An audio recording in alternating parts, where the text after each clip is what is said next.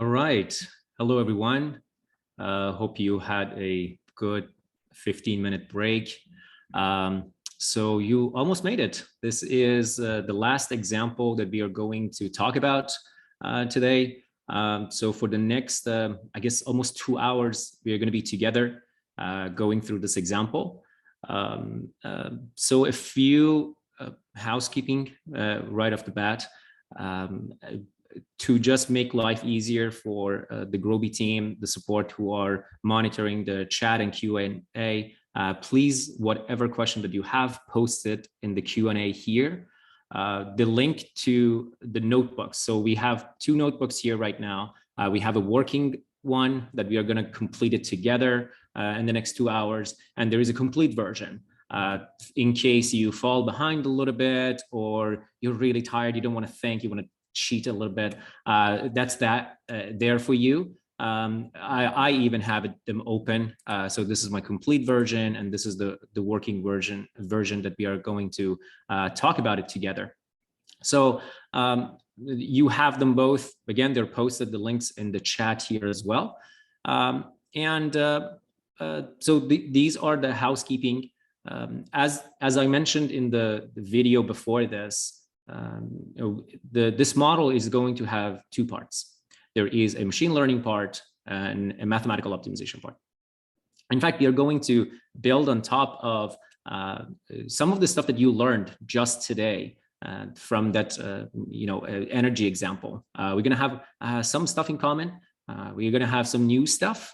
And hopefully, again, whatever you learned there, you can immediately translate it in your head into whatever we are solving in this example. Kind of similar to that energy example, the ML piece, we're not going to talk about it. The notebook is available to you. You can see it yourself. I'm very quickly talking about it, what we have done there. So we look at the live data, live station data, and the historical data for July of 2022 in the city bike network, looking at New York City and Jersey. Then of course, loading this data, there are some discrepancy, there are some cleaning that needs to happen. We are doing that. Then because we want to limit the size, we are only focusing on the top 50 stations, even though we have like 1,500 plus stations. But we are focusing on top 50, so we can have a model that has maximum of 2,000 variables and constraints only for the purpose of the training, so that those who don't have a Gurobi license, they can still use the restricted license that is available to us using Colab. And then we are training a machine learning model to forecast the number of bikes that arrive to a station, the inflow of bikes essentially, and the number of bikes that leave the station, outflow of bikes. So we do this for the first week of August, and we are using these information as the input for our mathematical optimization model. One thing I have to be very clear, you can again later on check the machine learning piece as well, but if you think that it can be run better, other models can be trained for it. Even some functions you see that, hey, they're not very fast and there are better ways to do them. I agree with you, and I think you're right, but again, as you might have noticed already, I'm not a machine learning expert. I only know just the basics. So I hope you forgive if there is anything there that you don't agree completely with. But that now out of the way, we can go over the mathematical optimization. Okay. So I already explained a lot of the stuff in the notebook, so for those of you who want to read it later. And we are going to use the working session, the one that is just bike rebalancing, all right? So I already did this. Another thing that I will do occasionally is I'm gonna try doing things a little bit differently. So we have seen how Jerry, for example, put the links, the path for the CSV file. I just want to show you, hey, there is another way. I can completely even clone a repository for whatever reason. Maybe in this case, I just want to have everything that I have in the repository available to me, and I can just clone the repository and then change my path, and then I have access to it. I don't need to put a little path for my CSV file. So hey, there are different ways you can do things, and this is one of them. So let's go ahead and import the packages. Let's also go ahead and look at the input data. So the first one was the stations, the top is stations. And we have stations. The most important columns are stations and the capacity. So we see for each one of these stations, what is the number of bikes that it can hold. We also have the stations flow, I call it, and that's where you have the stations, you have the time, which is actually the dates. It's going to be the 5 days in the first week of August, and 24 hours, right? And you have the start forecast and end forecast. The start, those bikes that start their trip from the station, so they are the outflow of bikes, and those that end their trip in the station, so they're inflow. So kind of like reversing your head, but end is inflow, start is outflow. I need to do some cleaning, as I mentioned, because hey, I'm interested in the rush hours. So hours between 7 and 9.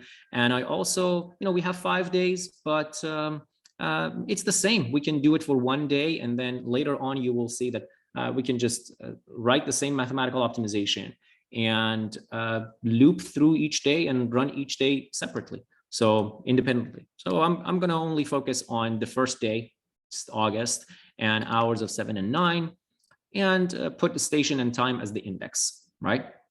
So now our data, the one that we are going to use, looks like this. I have a station, I have time, and start forecast and forecast. Okay, so this is what we have.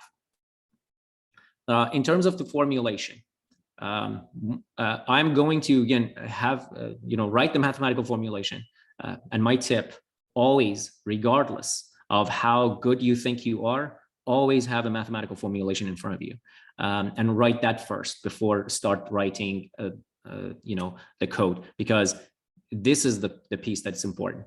The moment you write this piece, it's easy to write the code. One time you see an example, one time that you see how the variables need to be added, the constraints need to be added, you're set. You know how to do it. So this part is important. Always go with mathematical optimization formulation first. So let's just put whatever we already know. And this is, you will see, this is the theme for me in this 2 hours. I want you to walk with me, see the flow. Please, Jerry. There's been a request to see, can you zoom in a little bit on your browser so you could see the text a little bit more easily? Absolutely. Maybe on the, yep. Better? Maybe a smidge more, just to be a little bit on the safe side. Yeah, why not? Awesome. Thank you. Yeah, absolutely. Thank you. So, the first thing I know is from the input data that we got, we have the sets of stations. I'm going to show them with I, and the hours or time, I'm going to show them with T, right? From the stations data frame, I know that I have the capacity of each station, so C of I for capacity of a station. And from the flow data frame, I know that I had the number of bikes that end their trip, so I'm going to show them with E of IT. These are, again, the inflow of bikes, or you can even think about them as the supply of bikes into that station. And S of IT as those bikes that start their trip, they are outflow, or you can consider them, think of them as demand. So these are the demand of bikes in that station. And in the pre-recorded video I mentioned, imagine we have a small reserve of bikes, right? And these are bikes that I can just assign to each station, to different station in any given hour. We're going to show that at the end. So I'm going to define n as 25. Change it later on for yourself if you want. What if we have 10? What if we have, I don't know, 50? Just the parameter. So you can use it, you can change it. It's the same. And I'm going to only have, write a few kind of a shorthand. I don't want to keep, typing stations.index or flow.index. So a station's name are just the names. It's a set of I. Time range that I have it. It's only 7, 8, 9, but I prefer to, grab it from the data like this. And flow, you saw that I put the index of the flow as station and time. So, hey, I'm going to use that station as the pair of IT because we're going to use the pair of IT a lot. So let's already write station time. And yeah, S, E, and C, the parameters, I'm just going to define them. Now the decision variables. These are already what I hopefully hinted toward them in the pre-recorded video. But after that, after this piece, everything else, we need to complete it together. So we said we are interested in knowing how many bikes we want to add to a station or how many bikes we remove from a station in any given hour. All right, so I'm going to define two different decision variables. One of them I'm going to show with Y of IT for the number of bikes that are added to a station I, and Z of IT as the number of bikes that might be removed from a station I in our T. Of course, another thing that we mentioned is what is the goal? What is the objective? Our objective is to minimize loss. And loss itself is a decision variable because you will see later and you will help me in defining it, it has to relate to the number of bikes that we add or remove. So it's a decision variable itself. I'm going to show loss with L of IT. This is the, we're gonna use these three decision variables, define these three decision variables for now. So the question I have is, are there any other variables? And the answer is yes, but so what are they? Doesn't matter. Doesn't matter at this point. And hopefully this is another thing that I want you to get out of this 2 hours. Whenever you're writing a mathematical optimization, you really don't know everything up front. You can't even think everything up front. It's not that we just sit down in a span of like 5 minutes, come up with a mathematical optimization. No, we are just working with what we have.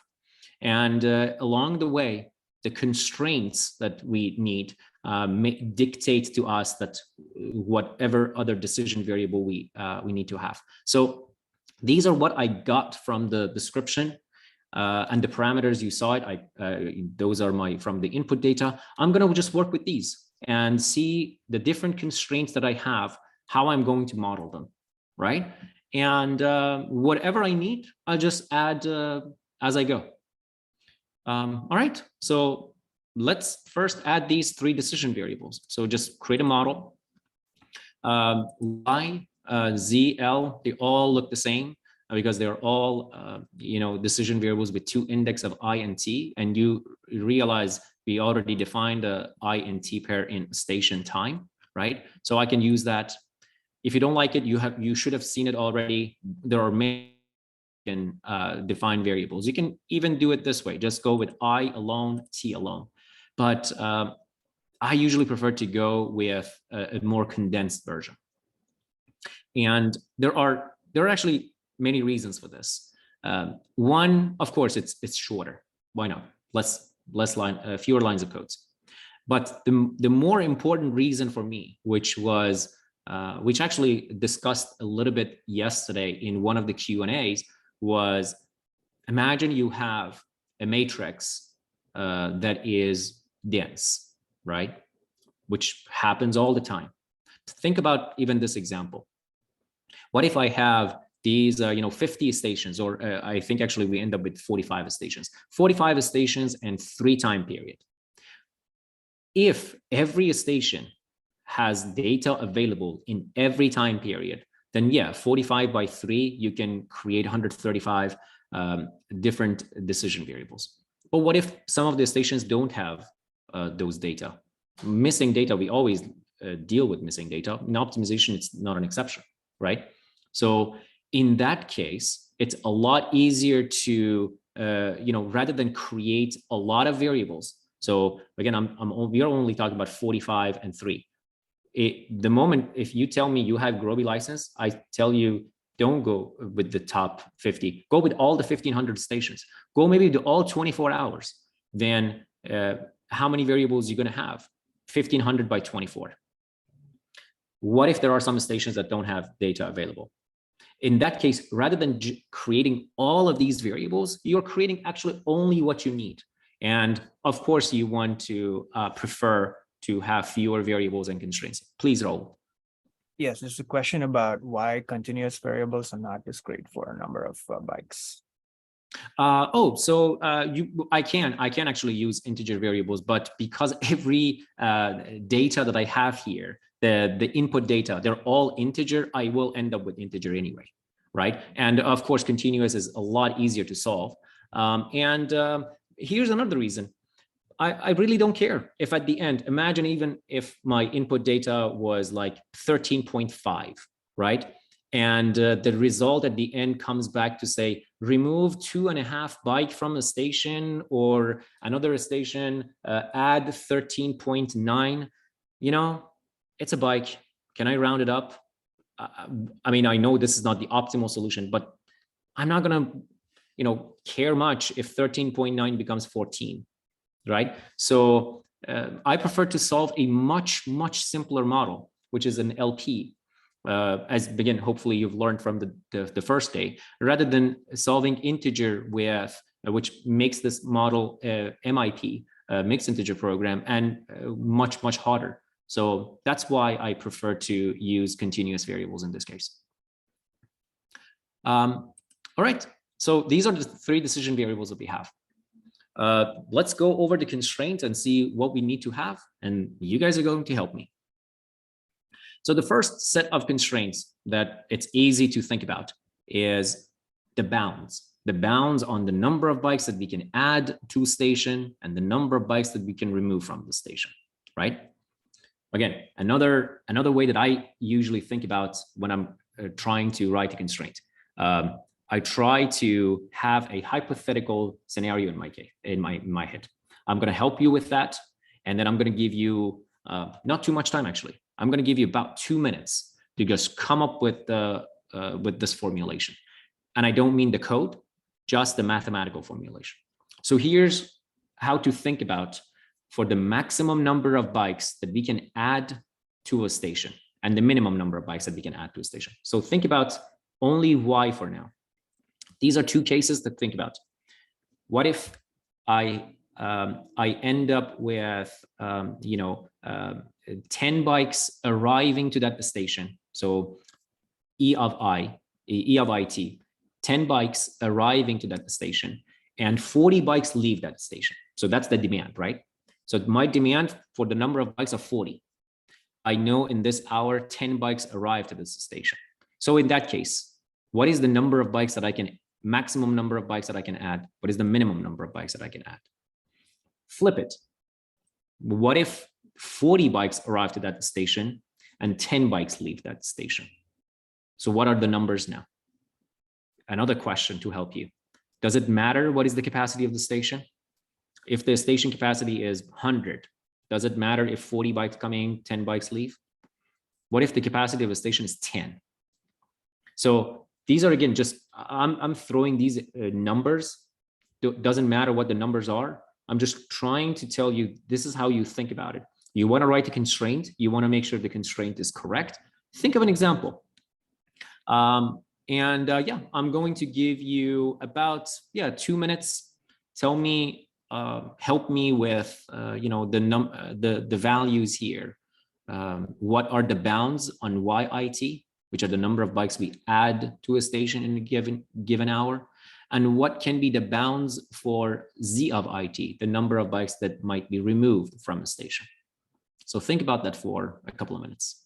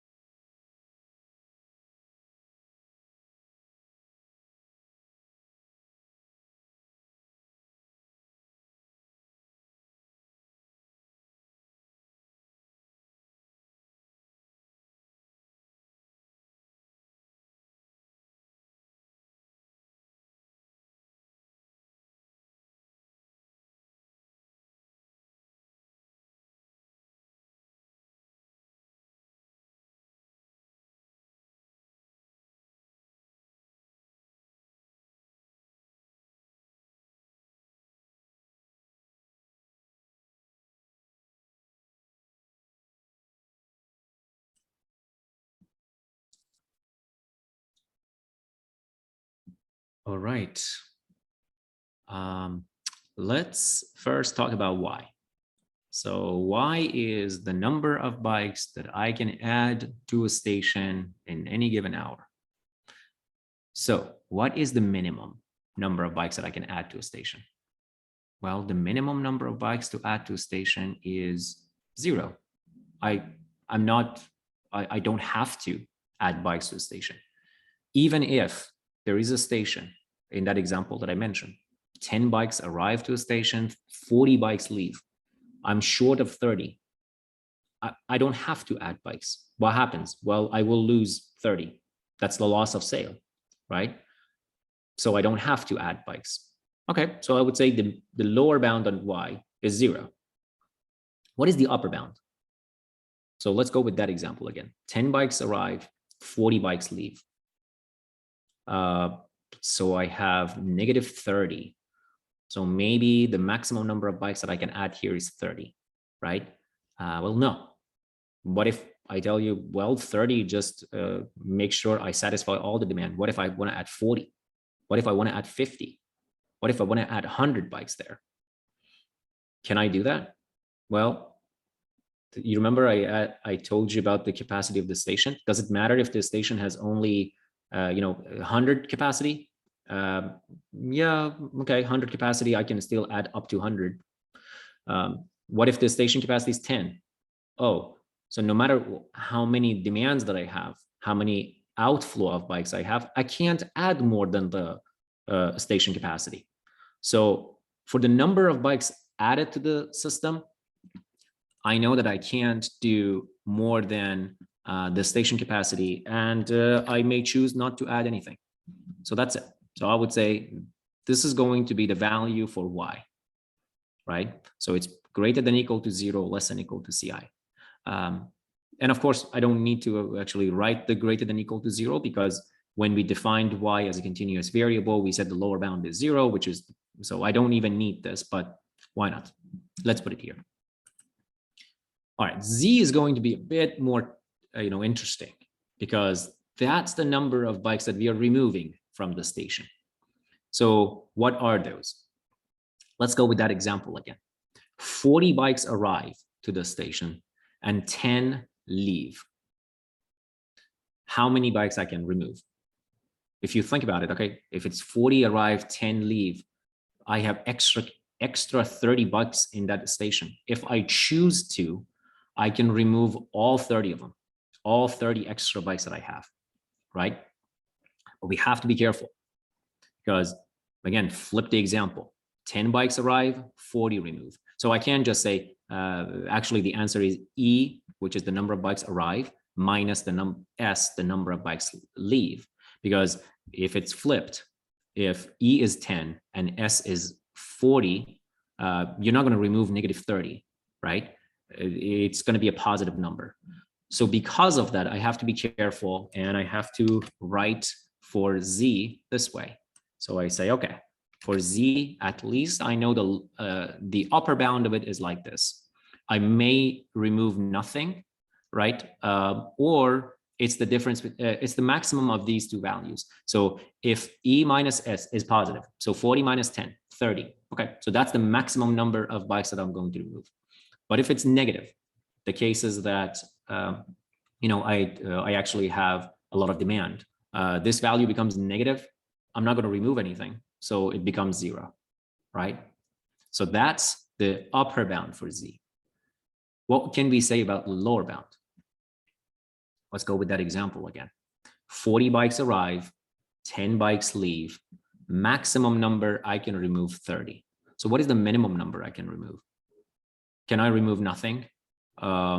Well, it depends on the station capacity.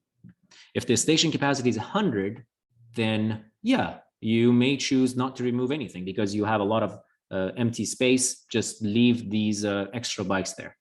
But if the station capacity is 10, oh, you have 30 surplus of bikes, you can only hold 10, you need to remove 20 of them, right? So in that case, we can say then the lower bound on the number of bikes is this.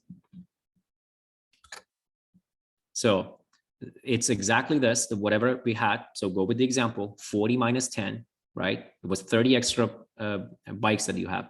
If the capacity of a station is only 10, then you are saying, I'm going to remove at least 20 because the station is overflowing. I have to remove it. If you flip it, if this number becomes negative, okay, who cares? Z is greater than equal to, let's say, negative 50. Okay, Z is going to be positive anyway, so this becomes kind of redundant, right? So these are the bounds that we have for the number of bikes that we add. This is going to be bounded by the capacity of the station. For the number of bikes that we remove, we need to write them this way. Now that knowing this, I'm going to give you not even a minute to write this in Gurobi, because it should be now easy. It's just you're adding a constraint, right? Actually add constraints because they're all plural, and write this one. This one is simpler. Just write this one for bound of y. I'm going to give you, again, only a minute to write these two.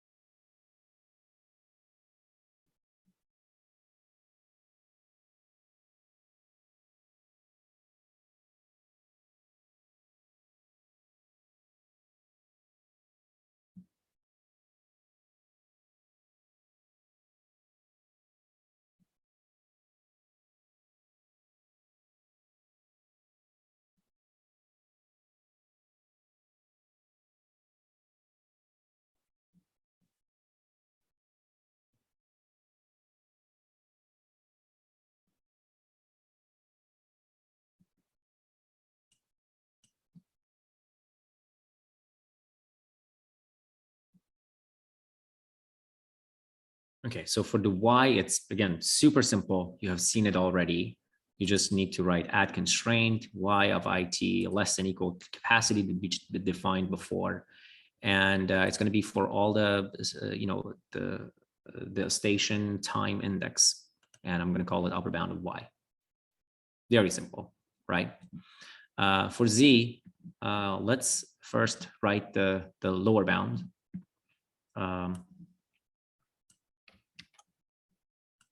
So this is the lower bound. Again, one time you write these constraints, it should be very simple. So it's a z of it greater than equal to end forecast minus the start forecast minus capacity for all the I and t. And of course, again, as I said before, I always prefer to go over the condensed index, but if you prefer to write for I in the station name for t in time range, you can do that, right? Again, my preference is always to go with the shorter version, condensed version. So this is, the lower bound. Upper bound, fortunately for us, because we are, again, writing the maximum, because it's only maximum between two constant values, right? It's a 0, and this is just the number, because we have both of them from parameter. There is nothing special here. I can just use max function from Python, right? So it's just a Python built-in max function. So I'm going to do that. And I'm going to write the bound. These are going to be for upper bound of z. And just the built-in Python max function, 0, end forecast minus the start forecast. And this is how I'm writing it. Okay. What did I do? Oh, name model. Oh, didn't I? Oh, I didn't run the model, of course. All right. So these are the first bounds that we need to have. The second one, again, these are all coming from the description. We knew that we want to set up the initial inventory, the number of bikes at the beginning of the hour. For us, the beginning of the analysis is hour 7. So we want to say the inventory at the beginning of hour 7 is 0. Again, I know it doesn't make sense, but let's just go with the flow. So for that, this is the question that I have for you. And this time I'm going to give you more time. I'm going to give you maybe 3 minutes to just think about inventory. Because if I want to set up the initial inventory, you first need to tell me how you're defining inventory. Okay. So how is inventory defined? If you can write down a relationship of inventory with all that you know, and think about inventory, by the way, as the surplus. It's the extra that you have.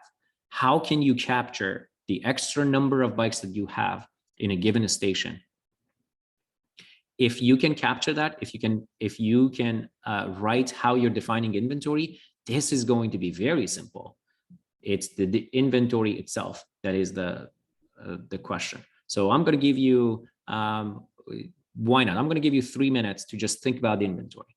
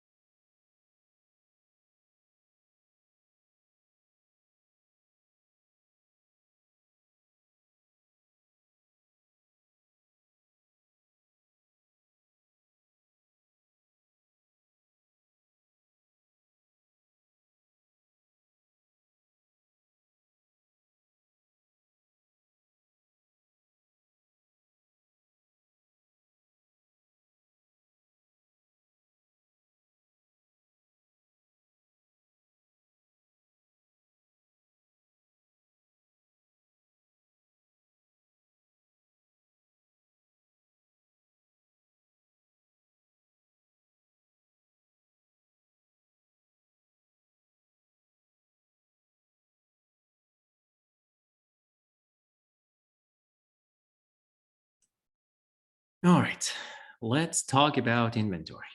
Let's see how we're going to capture the amount of inventory or surplus at each station at the beginning of the hour. So the way we can define inventory is the difference between all the bikes that are somehow added to the station or come to the station minus all the bikes that we remove from the station, right? So what are the bikes that we add to the station? Well, I think it's easy to say, all right, E are, those are the number of bikes that end their trip at the station. So they add bikes. Y, which was our decision variable, which we were deciding if we are adding any bikes to the station. Okay, so that matters. So these are those that add bikes to a station. And something else, those that remove bikes from the station are one, kind of like go the opposite. S is the number of bikes that start their journey from the station. And then Z are the number of bikes that we remove from the station. So we can say E and Y add bikes to the station, S and Z remove bike from the station. So I need to go with the difference of these two. How about, but one other thing, I told you go with an example. So what if I'm trying to find out the inventory at the beginning of hour 9? So these are, and these are at the beginning of hour 9, right? Okay, so it means that whatever has happened up to 8:59 a.m., those kind of like affect the amount that now I have at the location. So the number of, again, bikes that arrive up to 8:59, the E, the number of bikes that are added in that period, Y. What if I already had 10 bikes in the station to begin with? Oh, so I need to also think about the number of bikes or inventory of bikes in the hour before, right? So, so these are what add bikes to the station, and already we said S and Z remove bikes from the station. So essentially, this becomes our inventory. And of course, I need to write max because think of the example: if 10 bikes arrive, 40 leave. I don't have any bikes in the station anymore. I don't add anything to the station. It becomes -30. I'm not going to have inventory of -30, right? Inventory has to be a non-negative number. So again, I need to write maximum of 0 and this value. So it depends on whatever has happened up to hour 9. So in the previous period, whatever bikes came plus whatever I added plus the inventory of bikes already in that station minus what number of bikes that left in that start their journey in that station, and or bikes that I remove from the station. And by the way, don't worry, this Z and Y, don't think that I'm going to add bikes in the same period and remove bikes in the same period. That's never going to happen. So only one of these two values are going to be positive, but still they are decision variables. I don't know if I'm adding or removing. I need to add both of them. Okay. And of course, you see that I've said, okay, it's except the first period, because you're talking about hour 7, 8, 9, right? And we said at the beginning of hour 7, at the beginning of hour 7, we immediately said, it has to be 0. Okay, so now that we know this is the relation, this is how we are defining inventory, I think it's very simple to set up the initial inventory as just this. It's going to be very simple. We just say at the beginning of this hour 7, just say the inventory is going to be 0. And of course, Q, thanks. It gave me, kind of like this warning that Q is not defined. Yeah, because Q is a decision variable. I haven't defined it yet. This is the new decision variable I need to have. So all I need to do is to first define this new decision variable with I and T. Again, it's going to be continuous. And then just set it up that for hour 7, it's going to be 0. Okay. Now, hey, we wrote the equation for Q of IT. So this is a constraint itself. So we need to go and write this constraint as well. And this is where things are going to get a little interesting. And hopefully we can learn something new. So wouldn't it have been nice if we could say something like, let's say, I don't know, model dot add constraints, and then say Q of IT is equal max of 0 and all of this. Let me see if I have it to copy paste it, because this is just too much for me to write. Max of this value. Of course, I need to say for I and T and station time, right? And I can give it a name. I can say inventory. Wouldn't it be nice if we could do it this way? Don't worry about even error, because this is not going to work anyway. But we can do this because this is Python built-in max function, and it won't work with decision variables, right? But Gurobi is here to save us. Gurobi has something called Gurobi PyMax, and in order to separate it from the built-in function, it has an underscore, right? Again, it would have been nice if we could have done it this way, but this max has a special syntax. And the syntax of it is, I can write a max function between variables and maybe constant. So the constant here is 0, but variables, we don't have variables.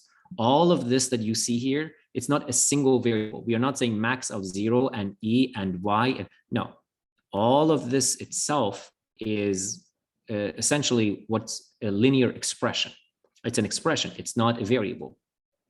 So how can we fix this? can you think about a way that we can fix this? Again, all I need here, imagine rather than all of this, if I could write just a variable, if I could just, I don't know, whatever the variable is, let's call it W. If I could write a W, anything, then max function would have worked. But it will not work because max works with constant and decision variable. And this is not all of it. This is 5 terms. It's not a decision variable. It's an expression. So what we can do, actually, the fix is very simple. So literally what I just said, like, okay, so why not you replace all of this with one, I don't know, let's call it a dummy variable. The only reason I'm adding it is for this, or I'm actually calling it an auxiliary variable. So all I need to do is replace all of this with an auxiliary variable. So how? Well, I just mentioned, I'm going to call it a variable, auxiliary. Why not? It's called A for auxiliary. And the way A works, A is going to be equal to all of this thing that I see here. I don't want to make any mistake, so I'm going to copy paste it. So A is going to be equal to all of this, n forecast plus y plus q minus s minus z, all of that, right? So that's how I'm defining auxiliary. And then the inventory definition becomes very, very simple. I just need to write it. Q is equal to Gurobi max of A and 0, right? Because I just replaced all of this with this auxiliary variable so that I can use Gurobi max function. That was it. So again, the only purpose of that was to use it here. If I now run it, perfect. So I could even capture, please Raul, I could even capture the max function. Could you comment on the fact that constraint 5 is technically nonlinear? Constraint 5 is nonlinear. Yes, it is a maximum, right? So there are good actually catch. So there are a few things. Number one, you can, again, I said, I'm going to go with the simplest approach. And the simplest approach is I'm going to go with the Gurobi max. Gurobi max behind the scene, linearize it for me. You can even linearize it yourself.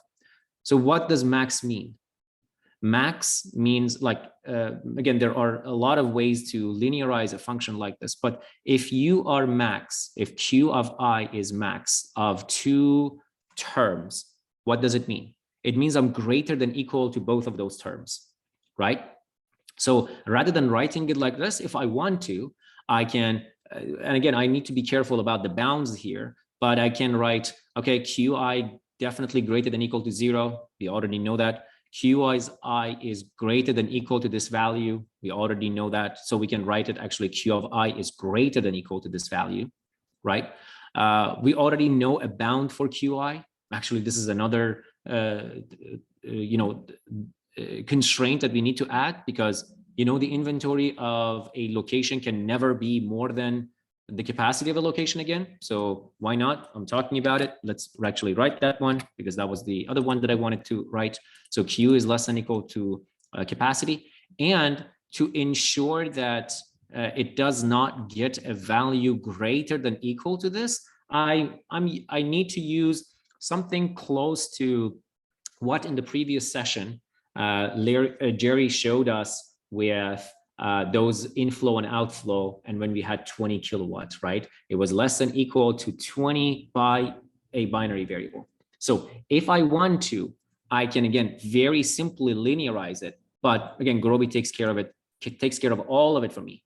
Rather than me writing it, I just write it this way, and Gurobi behind the scene goes ahead and linearize it for me. So it is non-linear. In fact, thank you for catching that. That's a maximum, but Gurobi behind the scene will linearize it for me. All right, so we wrote this one again. Just as I was talking, we know there is also a bound on inventory. Inventory cannot be greater than equal to capacity. So let's also write that one as well. What else? What else is left? Now, what was the goal of the problem? The goal of the problem was to minimize loss. And I'm actually minimizing loss. It's so simple. It's minimize of loss. We can write it, right? So, but what is loss? How do we define loss? I put a few hints here for you. I'm going to give you, again, 2 minutes. Yeah, a couple of minutes to think about how would you define loss, and how would you write it? So think about that.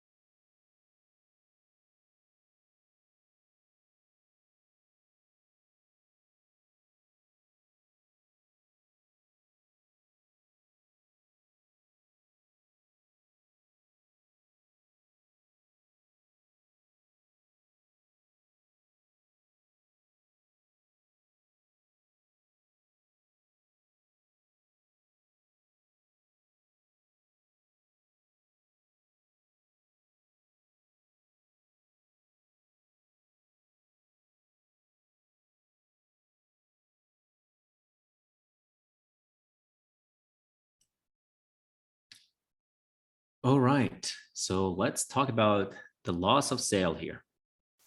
So loss of sale are what? Are when I have more demand than I can provide for. So what are the demands? Demands are those that kind of remove bike from a station, right? So we can think about, so what are the bikes that are removed from the station? Well, S is those that start from their journey from the station. Z was the number of bikes, the variable, that the number of bikes that I remove from a station. So these are the demands. And what is the supply? All the bikes that kind of are added to the system.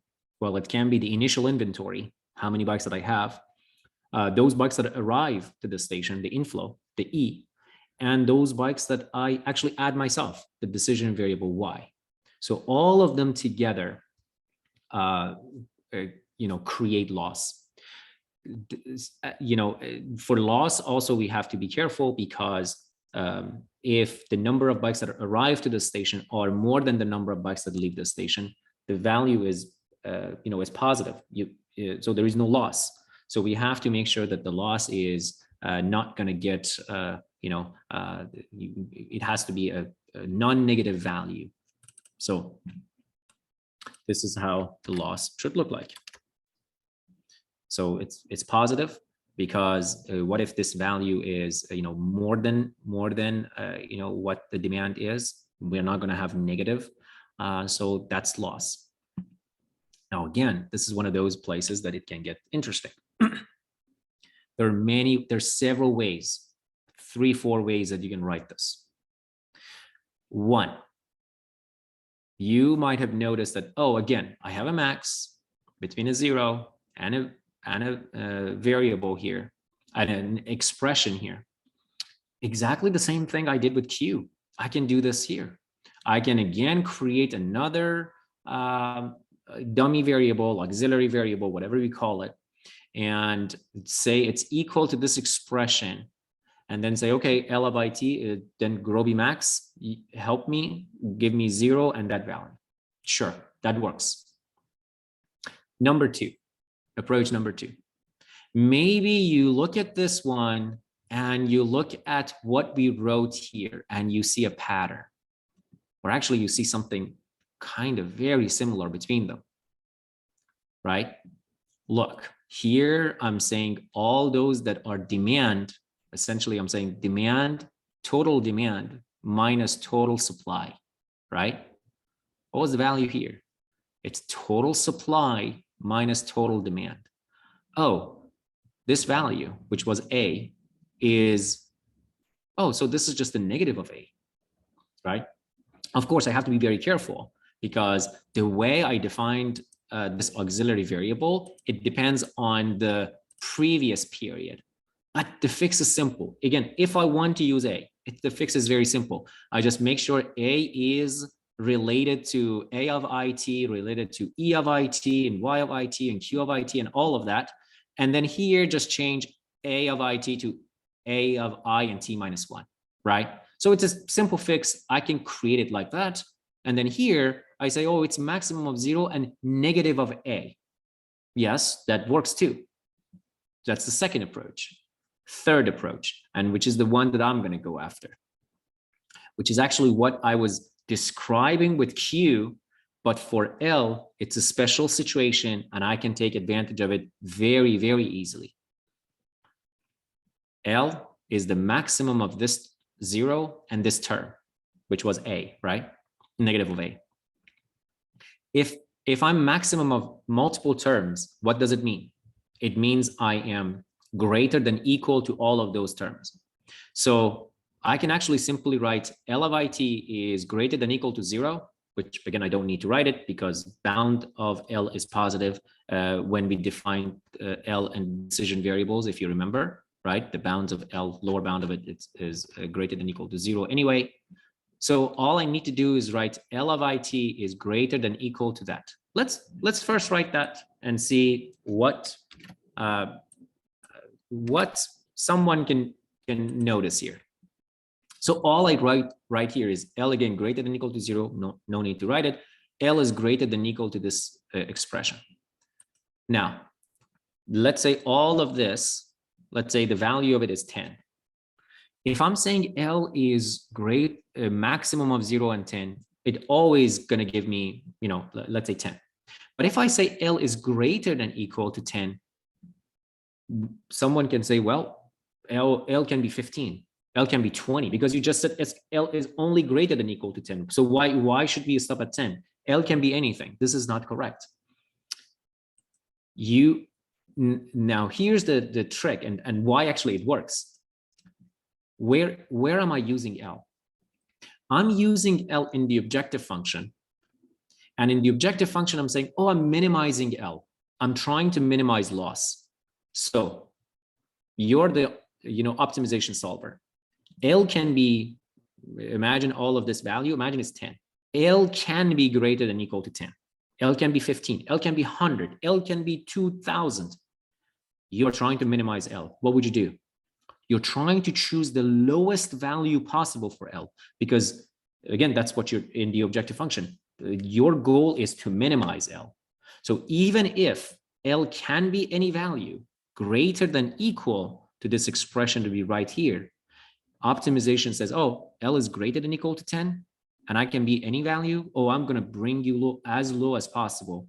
And in this case, it means, oh, I'm going to make you 10. So the combination of the fact that we have L in the objective function and L was this maximum here, it makes sure that L is going to be equal to that value. So here, actually, we are going to be fine. We can just write L is greater than equal to this. And, we know objective function takes care of it. So again, the only reason I wrote it this way, in a different approach is to show you in an optimization, you always think about the relationship between your variables, constraints, and objective function. Objective function, again, is an expression anyway, right? And it can help you. It can help you to simplify your model. So take advantage of it. So this is how you can write L. And by the way, again, those approaches that you wanted to write, if you want to, again, introduce another auxiliary variable, or actually, if you change how you write A, you can do this. I'm not going to do it, but because I didn't change the definition of A. You can also write it this way. L is greater than equal to negative A, right? That's also possible. So again, I just wrote exactly what I see here. So let's run that one. You have one final constraint. And what is that one final constraint? Remember, we had a reserve of bikes, right? So those are, I think we mentioned like the value was n, the number of bikes. And we are going to say in any given hour, these are the maximum number of bikes that I can allocate to the stations. So think about this. How are you going to write this one? I'm going to give you 2 minutes for this one. It should be very simple. Actually, for this one, you can write it here. You can even write the constraints in 2 minutes because it should be, this one should be simple.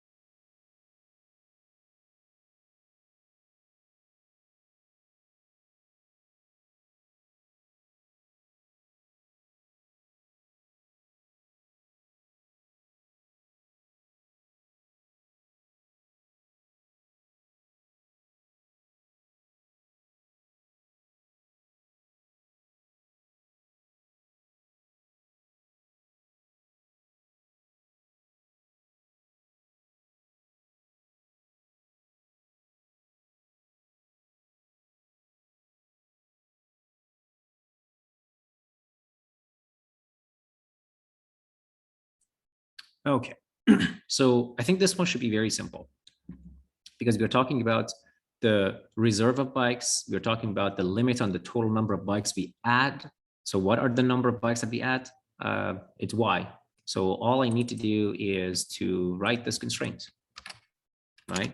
So we just say sum for any given hour, sum of all the bikes that I add to all the stations should be less than equal to n, right? And I prefer to write it this way. Of course, if you write like it, you can write Gurobi quick sum, right? Write the quick sum and say, hey, for I and T, for all the I's in the station, sum over them. But this sum, by the way, this sum is not Python built-in sum. This is, again, the Gurobi sum. It uses this wildcard to sum over I, and I really like it. It makes it very simple and easy to read, and I like this way. So that's how I'm defining Y.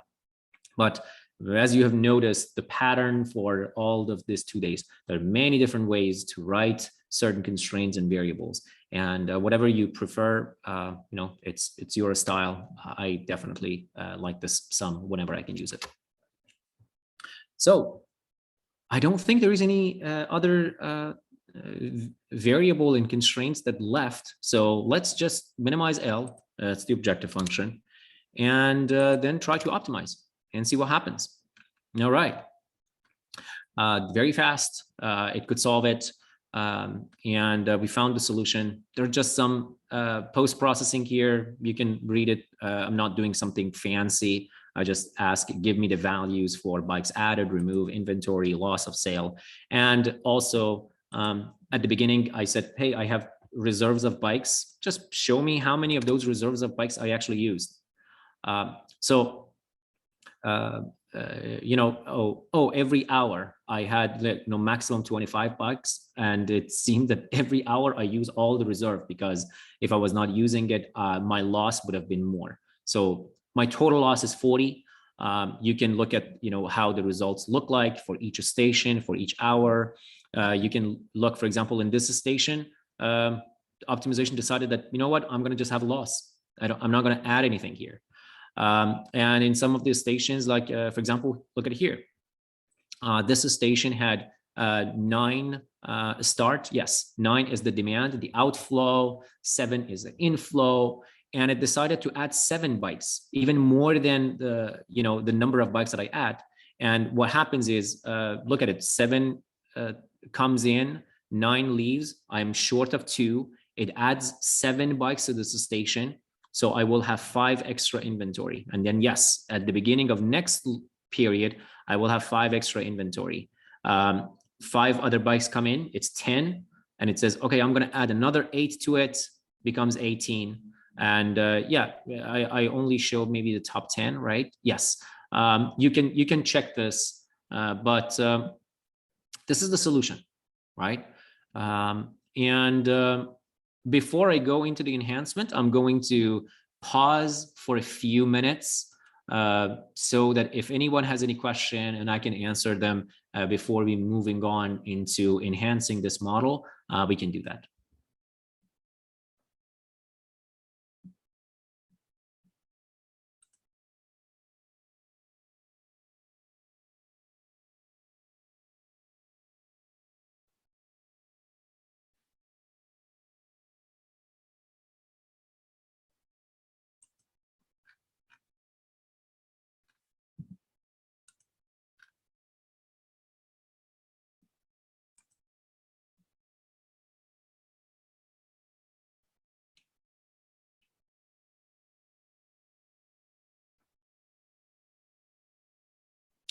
Okay, so if there is no question, we can move on. So for enhancing this model, what are we trying to do? Actually, this is actually good, because it kind of like shows what we want to do. Look, in this station, in the first hour, hour 7, we are adding 7 bikes. In hour 8, I'm again visiting that station and add 8 more bikes. Hour 9, I'm again visiting that station, 11. So one of the things I can say is like, I really don't like this. I keep going to the same station over and over and over again. This station is good because there are some stations that, maybe we dig deeper into the data, or let's say we change some of the parameters. Rather than 25, we have fewer, or rather than top 50 stations later on, play with it, go with the top 100 stations, right? And see what happens. So maybe then you see that, ooh, there are some stations that I can see that in one period, I am removing some bikes from them because, hey, the demand and in that time period was a lot, right? A lot of bikes arrive in that, not the demand, the supply. A lot of bikes arrive, go with the 40-10 that I said. 40 bikes arrive, 10 leave. I'm like, ooh, 30 surplus. The capacity of the station, maybe 60. I'm like, but somehow the optimization decide, oh, I'm going to remove these bikes. Then the next station, the next time period, it can flip. It says, oh, now I have 15 demands for bikes and only 5 coming in. So what I'm going to do? So optimization may decide, hey, you are not penalizing me for adding and removing bikes. You're just telling me, make sure you don't have any loss. But I can visit this station as many times as I want. And realistically, that's maybe not what you want. Like, ooh, okay, I wrote this model, but I don't want to visit the same station over and over and over again. If you want to add some bikes at this station, how about you do it only once or maximum twice? I don't know, like don't do it, keep coming back to the station. Or again, those terrible cases that you may remove some bikes and add some. Hey, you are, at least in this case, because we forecasted the demand, we already are seeing what is going to happen in the next couple of hours, right? So you are already seeing the next hour I will have more demand. So don't remove everything, right? So I'm kind of trying to minimize the number of times I'm visiting the station, right? So for this one, again, the answer is even here, but if you can control yourself, I would say don't look at the answer and think about it. Think about it for a few minutes. 4 minutes. It's central time. It's 1:06. Let's think about it until 1:10, right? You are trying to minimize the number of times you're visiting a location. A visit can be for adding bikes or removing bikes. Again, I'm not talking about the number of times. I don't care if in this visit you added 11 and in this one is 8. What I'm caring about is you're visiting 1, you're visiting twice, you're visiting 3 times, right? You're visiting in a given hour. And I'm trying to minimize that, the number of visits overall. So what would you do? How would you think about capturing the number of visits in a location? So think about it for 3 minutes.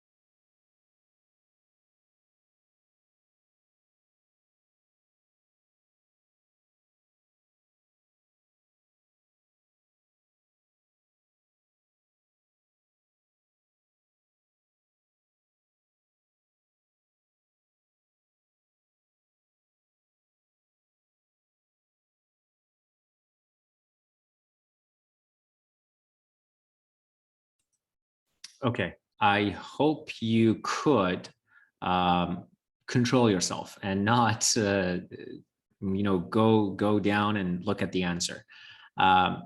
But here's how we can do. What we need to do again, maybe again it looks similar because Jerry in the previous hour he needed to capture somehow if you remember the flow out and flow in, kind of we are using the same approach. What I need to do is, because variable y and z So what I need to capture is this. Variable y are the number of bikes that are added to the station. So all I care about is give me the times, all the number of times that y is positive, right? It means I visited the location to add bikes.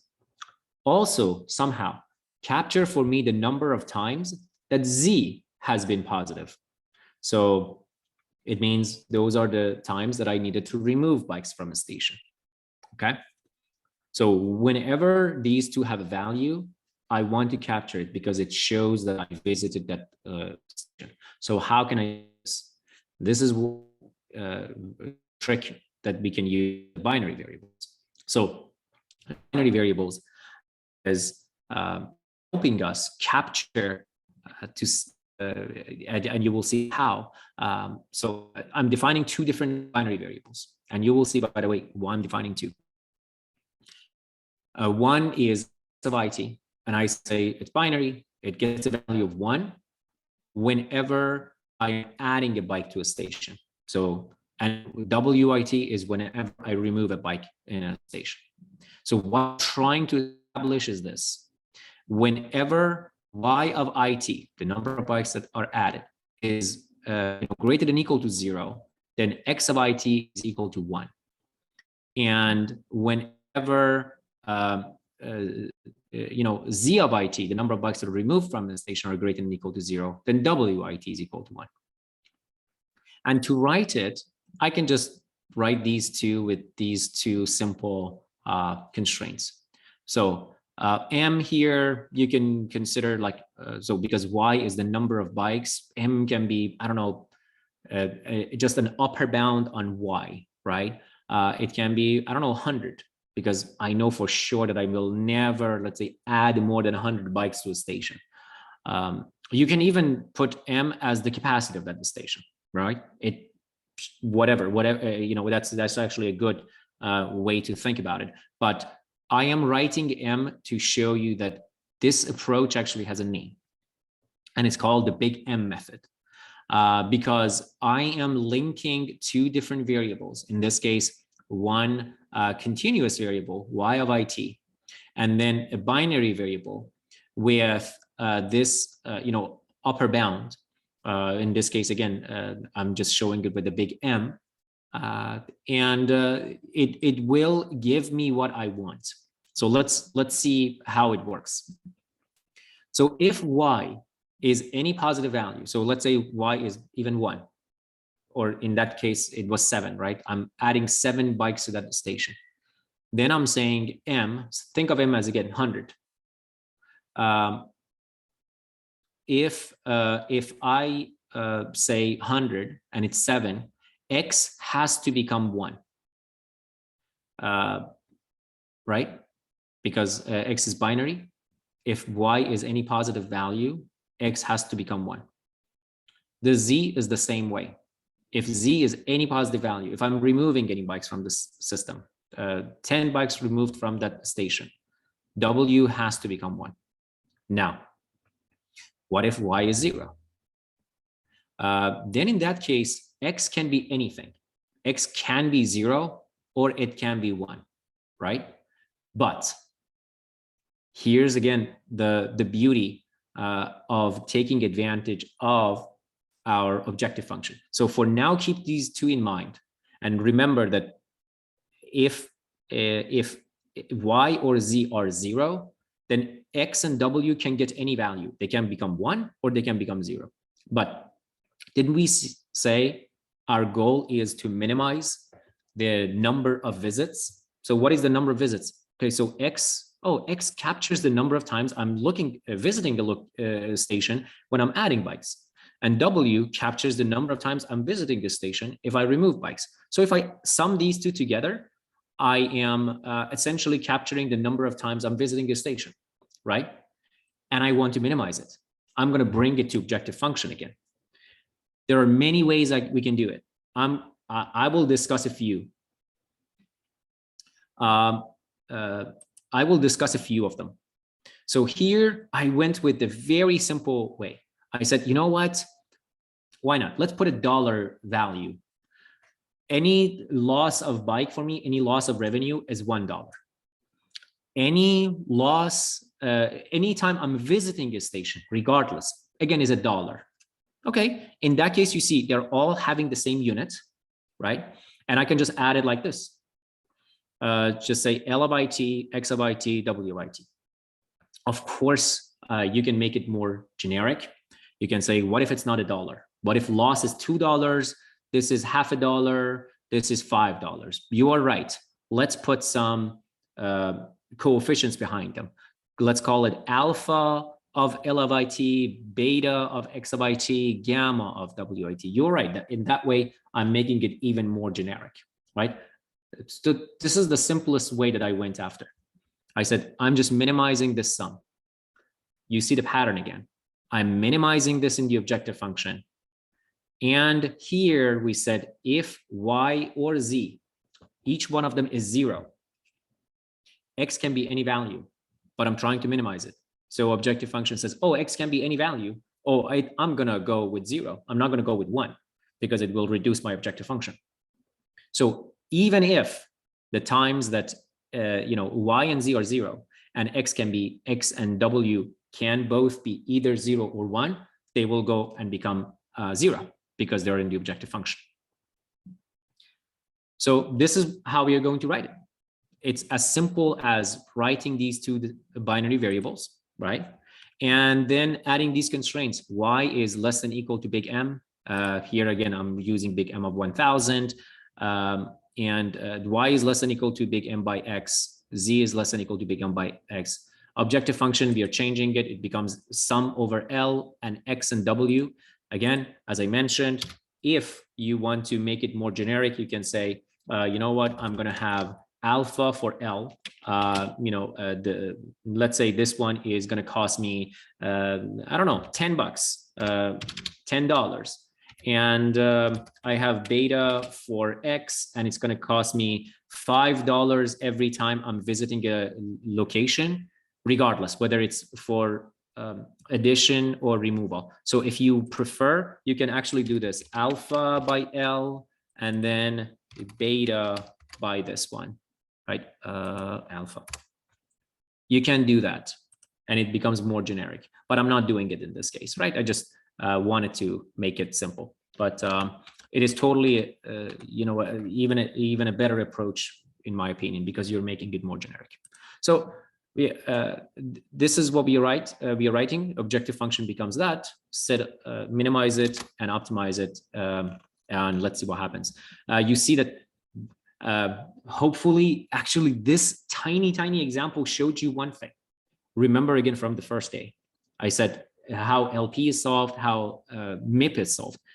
All of your variables so far were continuous. You just introduced two binary variables, and you see that it took a little bit more time compared to before when you wanted to solve, right? So again, Gurobi is super fast, but even here you could sense it that, oh, it took a little bit longer, only 0.62 seconds, but the complete continuous model was faster.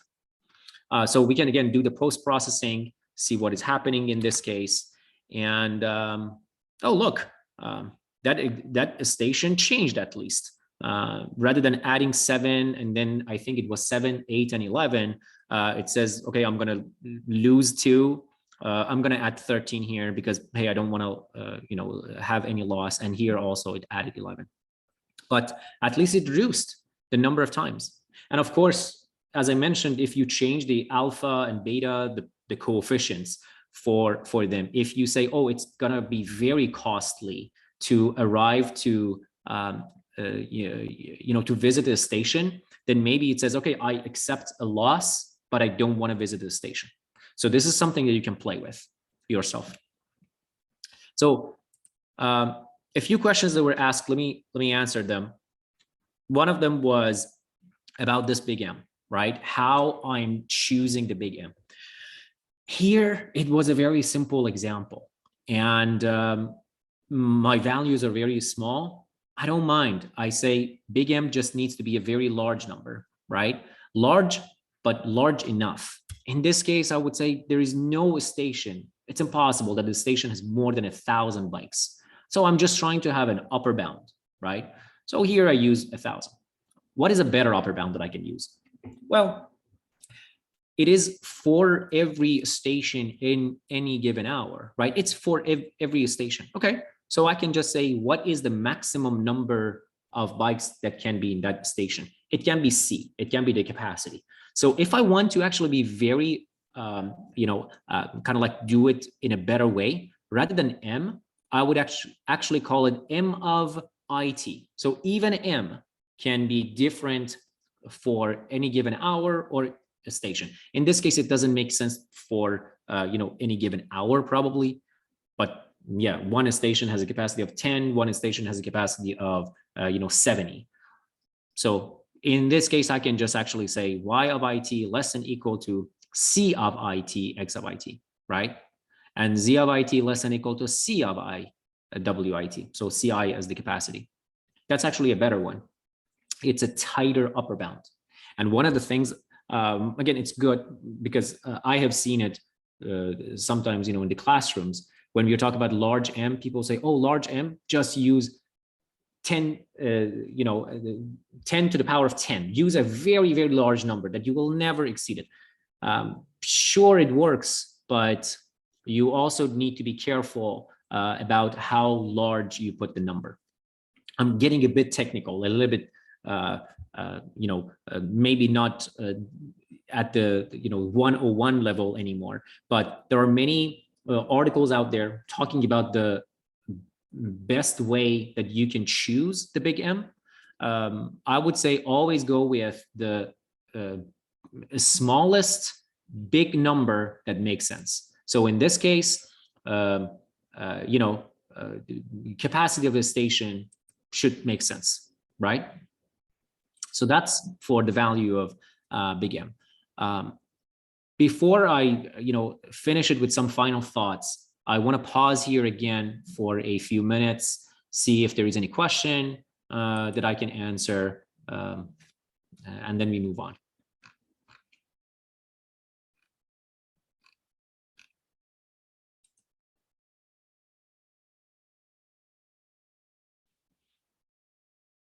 Another question that was asked that I can, touch on very quickly.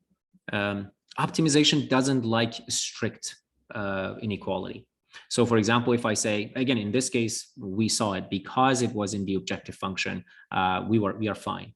But let's say you have a use case and you have to have strict inequality. You have to say, oh, not for equal 0. It has to be Y has to be greater than 0, and then X become 1. If that happens, again, optimization doesn't like strict inequality.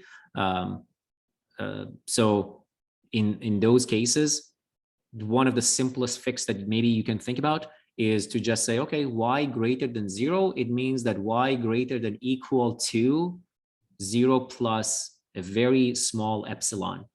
An epsilon can be 0.00001, right? But it's a small epsilon. In that case, then you become again greater than equality, and you can write whatever you have, but keep that epsilon in mind.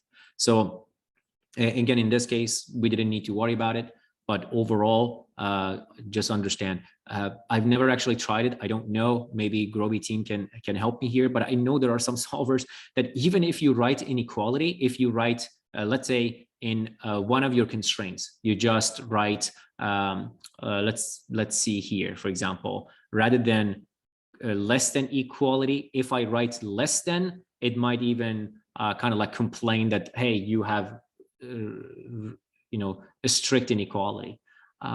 So just keep that in mind. Optimization works best with all the less than equality and greater than equality, and equality, of course.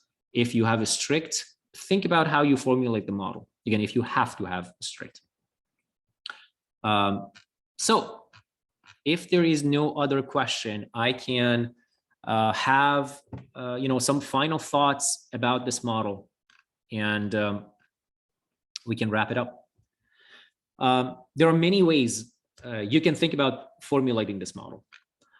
This is what I decided to do.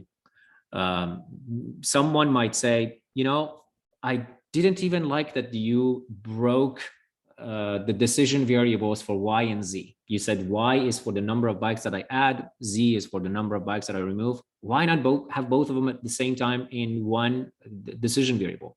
Yeah, you can.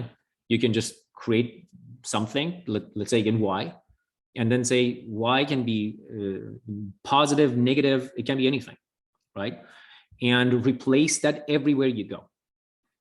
The only thing that you need to then be careful about is when you have constraints, like when we had it for the reserve of bikes, then you need to think of a way to only sum over the positive values.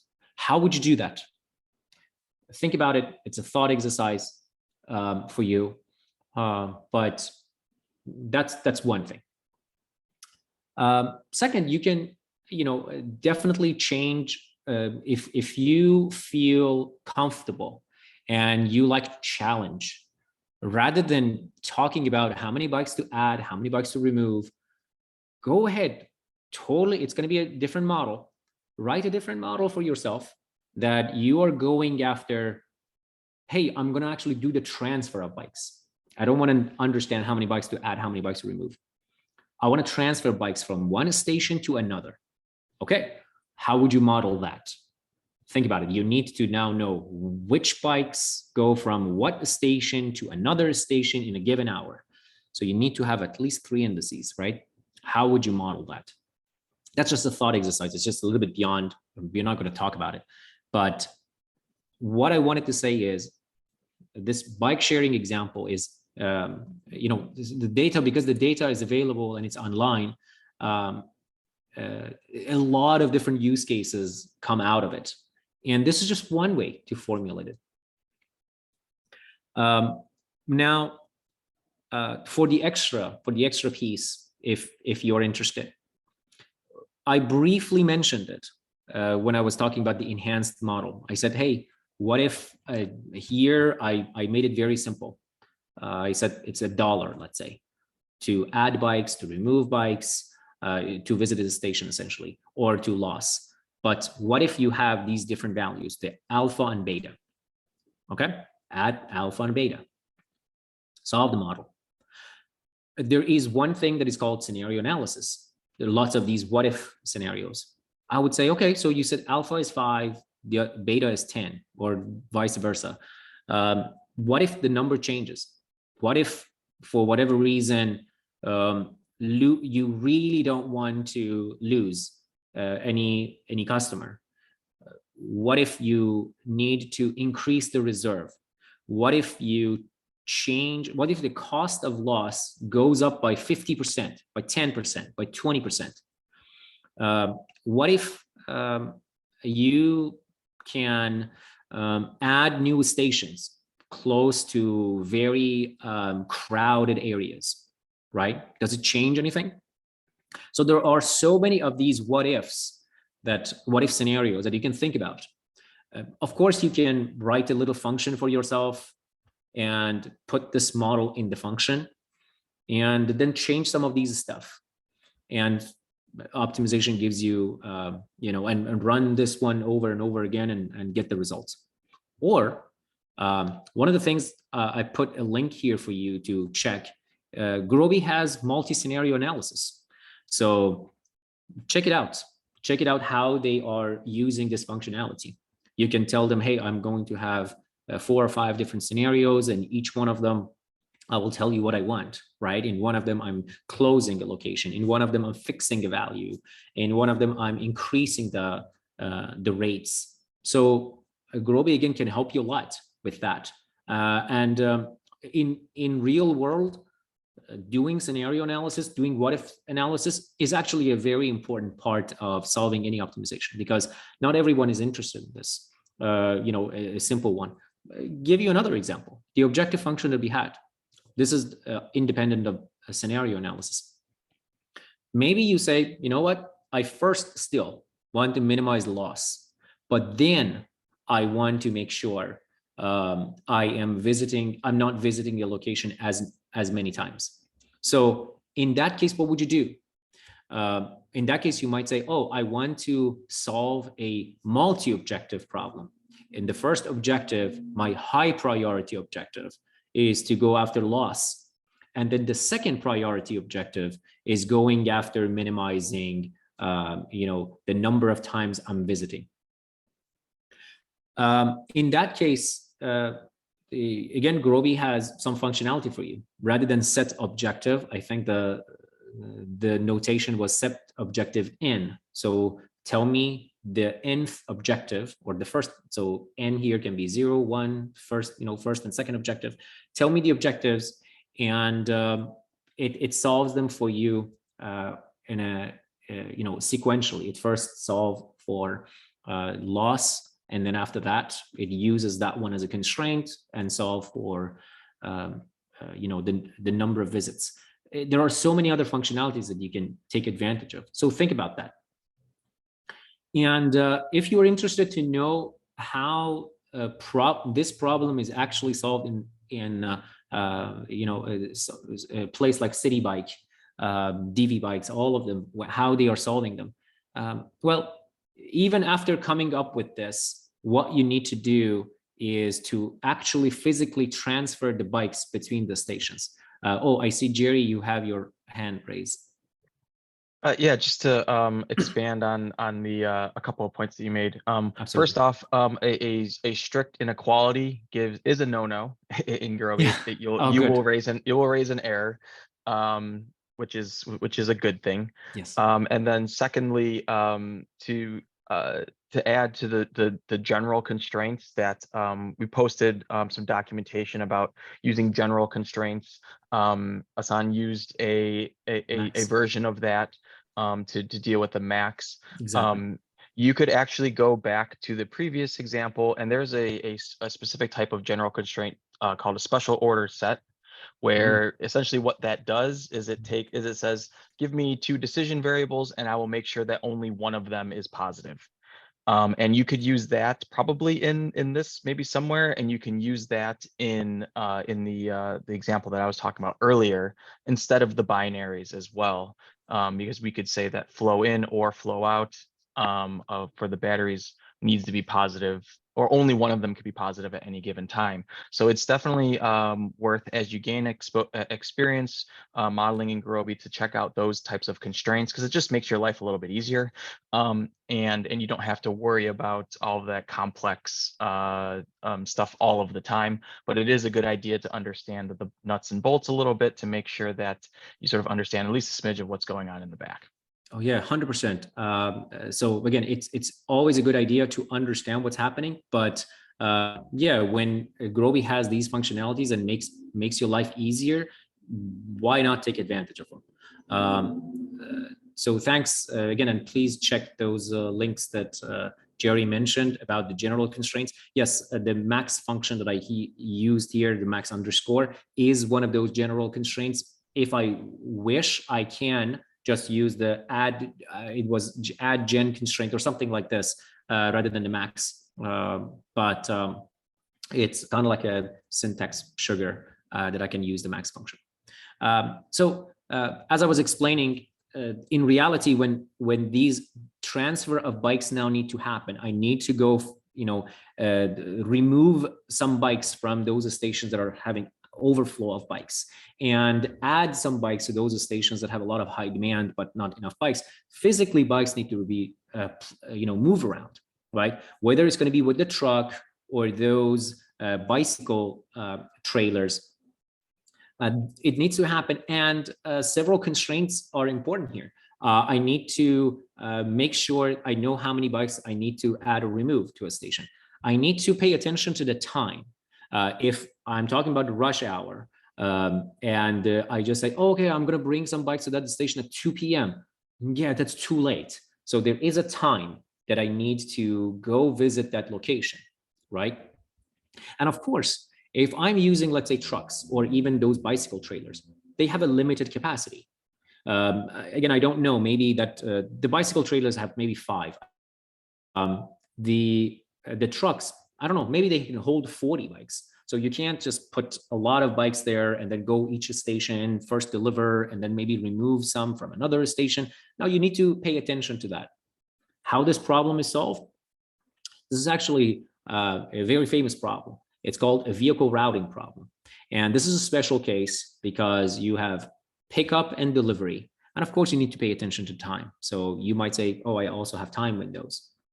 And this is beyond the scope of this optimization. It's not 101 anymore. But if you are curious about how these problems are solved, Gurobi, with one of the partners, have a good webinar about how these complex problems are solved using Gurobi. And even you can look at the formulation. You see the formulation is much more complicated. But yeah, if you're interested, check out these links that we have available. And with that, I would say this is it. So thank you for listening to me. If you have any question, we are here. We are answering. Whatever you have.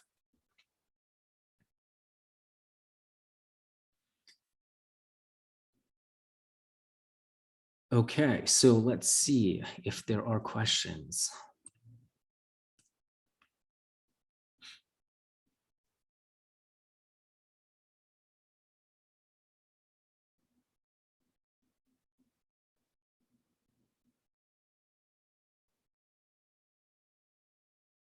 Do you see them popped up in the Q&A? Do you want me to read Yes, it? actually, yes, I am now seeing it. Okay. So can you suggest a paper or some other reading that explore and combine the use of ML and OR? So I would say, if not even paper, Gurobi already has, I can think of at least 3 or 4 different use cases, if not more. And maybe, Jerry or Raul, you guys, if you know the link off the top of your head, you can post that link. But yeah, there are many use cases of these two together. If you want to become, kind of like go very academic, I think even Allison yesterday in one of the Q&As mentioned that there are a lot of active research into how to combine these two, even in solving some of these optimization problems. Gurobi itself, I'm showing they're sure they are doing a lot of active research into taking advantage of ML when solving the problems. But papers that explore them, I can't think of anything off the top of my head. But yeah, hopefully Raul can give you some reading material. Let's see. Another question is, what if our predictions don't come true at the end of the day? This is a prediction. The model may decide on a different action in case one of the parameter deviates from a little bit its predicted value. What must be done?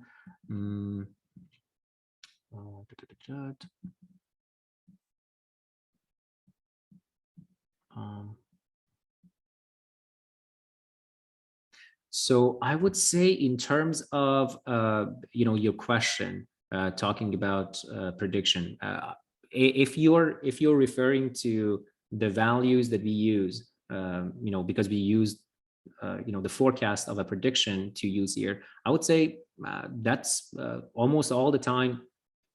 It can be an issue because the coefficients in your optimization comes from somewhere, right?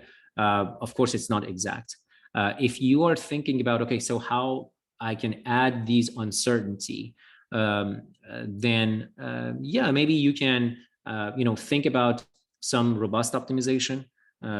Think about I'm going to go with the average, let's say. Average of what I have noticed. If there is a standard deviation, then maybe you can add those standard deviation. Let's call them the risk here for the sake of simplicity of understanding. Maybe you can add those risks factors either in the objective function and penalize them, or maybe you can use them in as a constraint. So that's something that again can be done. And in terms of let's see, you have another question. Gurobi has multiple scenario features. Yeah, the multiple scenario that I mentioned. I don't think the multiple scenario parametric linear programming, or maybe I'm wrong. So if Jerry, if you are available, and if you know this one, whether the scenario analysis in Gurobi actually relates to parametric linear programming, because as far as I understand, it just changes some of the constraints and variables and their bounds That's to. what I believe to be true. Yes. Okay. Okay. Yeah. Perfect. What else? I can take this one. Oh, please. So yes, the question is about a new Gurobi package that has been released called Gurobi Machine Learning. And why haven't we used it or talked about it? The short answer is watch the next video. Yay! I'll talk about it very briefly, and then but and one of the reasons that we didn't really utilize it here is because it's very new, and it takes some understanding to really to use it well. It takes some practice, and given the timing of things, we weren't sure. We needed to prepare for this while also making sure that the package was up to, was running well, and we didn't want to run into any issues. So it was more of a timing thing than anything else. I will say look out in the future for examples that we're going to be posting, webinars that we're going to be hosting, all sorts of stuff that will talk about this package in more detail. I'll talk about it, saying what it exactly kind of does in the upcoming video that should be starting, I think, in about 18 minutes. So you'll have more information there, and if you still have more questions or thoughts, then feel free to reach out.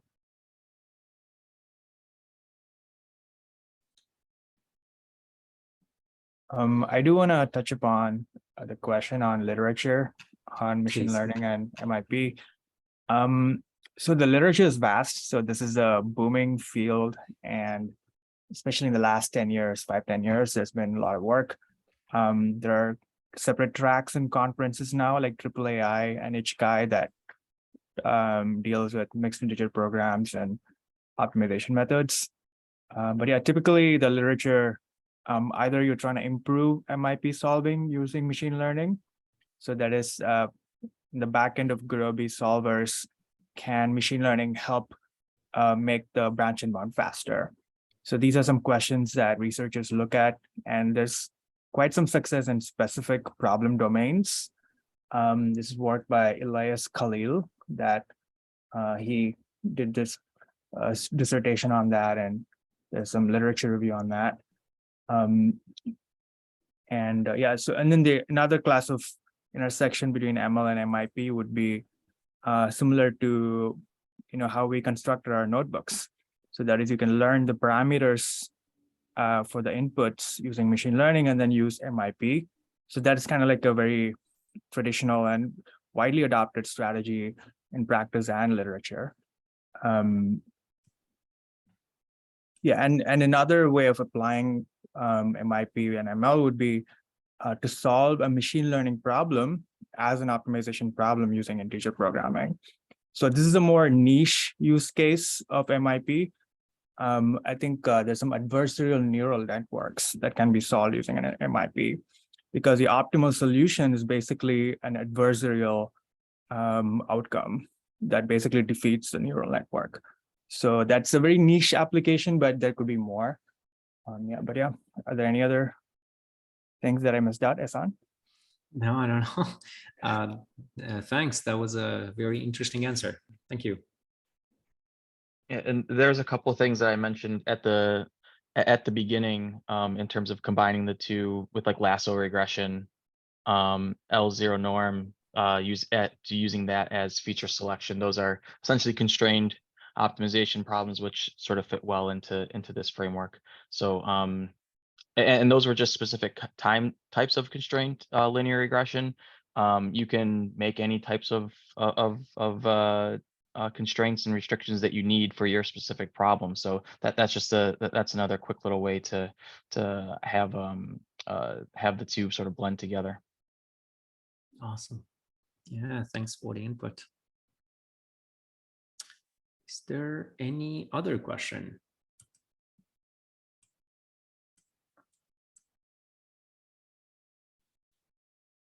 Well,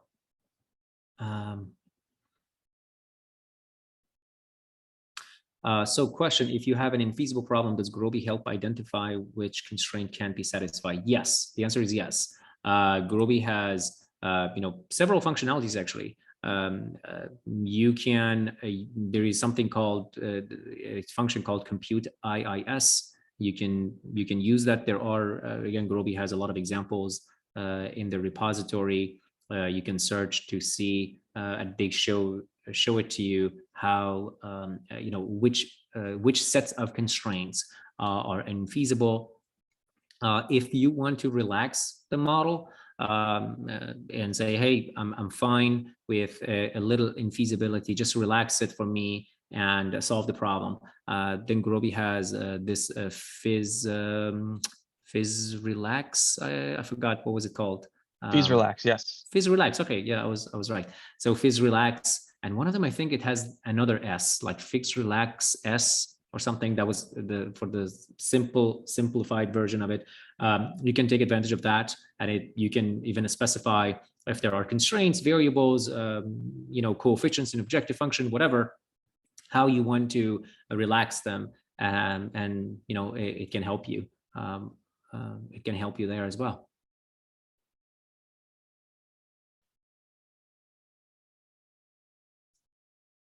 I'm putting together a couple links so you can get straight perfect. to some of the documentation for some of this stuff. Oh, that's awesome.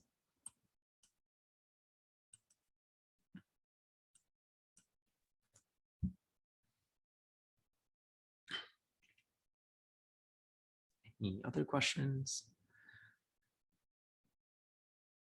With that, I just want to dive in. This is Lindsay Montanari. I lead the academic program. Say a huge thank you to Jerry and Ehsan for the last 2 days of training, and a massive thank you to all of those who learned with us over these 2 days. These sessions will all be on demand until December 1st. So if you missed anything, if you'd like to revisit anything, please feel free to go back, dive into Whova. And just a quick note, early next week, we're going to be sending out a survey to all attendees. We'd love your feedback. This is the first training we've offered of this kind. We'd like to focus more on new learners, and we'd love to hear what you learned and what you'd be interested in learning in the future. So please take some time. It will be a very short survey, but please take some time when you see that link come through. So thank you again to our instructors. Yeah, thank you everyone for listening. I hope, again, regardless of the level you were in, although this was 101, but we have all noticed a lot of experts here as well. I hope you all got something out of this.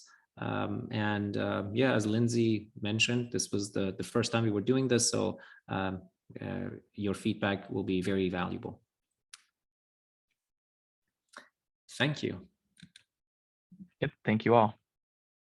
Thank you. And there is one last session. So return to the Whova app and continue with the wrap up.